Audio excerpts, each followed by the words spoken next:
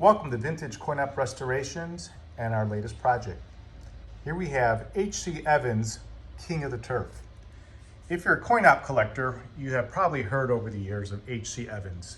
H.C. Evans was a company based in Chicago, and they made gambling devices. Most in particular, they're thinking of the roulette wheel and the large gambling wheels that you see at Vegas. But they also were in the coin-op industry making pinball machines too, and here's one of them. King of the Turf. So let's take a quick look. And of all things, they are a gambling company, and what do they have on here? For amusement only, not to be used for gambling here in this top corner. We have the glass off so we can demonstrate this machine, but this way we can get a nicer look at it. Again, nothing like it was when we first got it. We did chrome plate the play field. The horses here are all original. Let's get some light on it so you can see. Got some nice colors to it. There we go. And over here, you have your instructions and payout. Any horse, win, place, or show. That would be right here, here, there. 6, 4, and 2. And basically what they're saying, each game is you're getting 10 balls for 5 cents.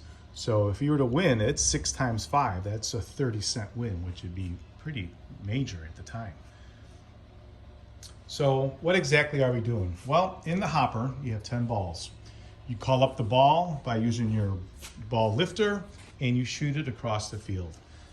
By rocking and depending how far you pull back your ball, you're trying to control where it would go.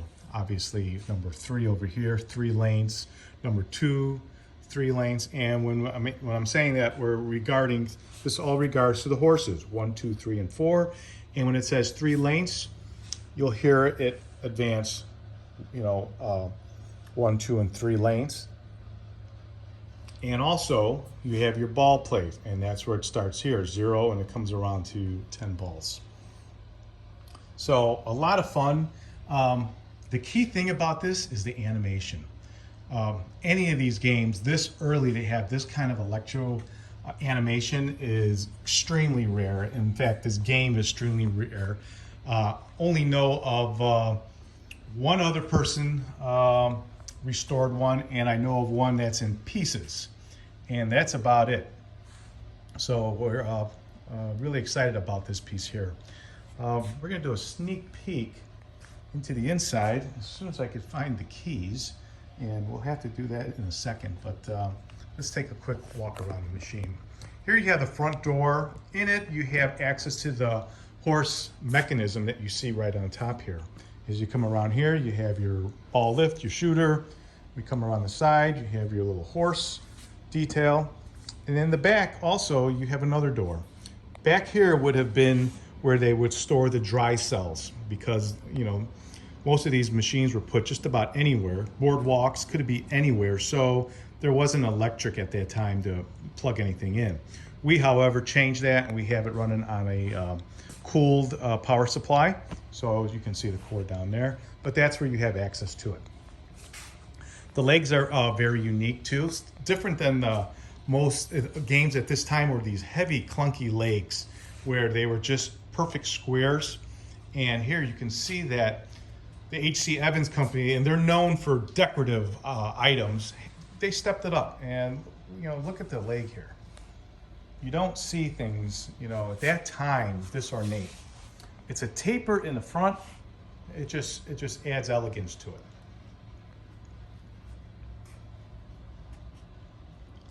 And it also has a tilt neck. So if you got the one of the horses to show, place, or win, you had to make sure that this little ball here, which I have it tilted right now, was still sitting in that place. So the game could not be tilted. And they're also going to come around to make sure they look in the window, they see their buffalo nickel showing that, yes, indeed, you played and you put money in there. Because, everybody, at the time, there were all kinds of scams going on, trying to use slugs or whatever it is. So that was a deterrent. So you have to look in there and you have to have the horse in play and one of the show, place, or win. You have to have your money seen in the window, and you have to have that not tilted. So let's take a peek inside it. And here we are. We're going to take a look inside the mechanism. Well, needless to say, when we got this thing was one giant rusted mess. And we have gone over it, detailed it, and it's about as close as to new as you can get it. Again, here you can see you got your Indian head nickels. And I've always said, if you can, that's what you should be using for these pre-war pinball machines. Basically because of the high ridge that our new nickels of today are, and what they do is they just jam up in your coin mechanism. In fact, this coin says 1933, May 16th is the date on the coin mech. So to avoid any of the issues, try to always use your buffalo nickels. But as we look inside here, you can see that each one of these coils control a horse. 1, 2, 3, 4. And then up on top, you have your stepper unit, which steps up each ball that is played. And you have your little fuse. And if you ever had to take this unit out, you have this thing over here on the side, which is your Jones plug that picks up. But there's a lot going on in this machine here. You got your tilt mechanism. You got your gas shock over here. Neat little piece. And as we come around, if you were the person who owned this machine, you'd have to constantly go around making sure that the batteries are working. But we eliminated that whole thing, and we have a cooled, you can hear the fan blowing, power source that will let us play this game.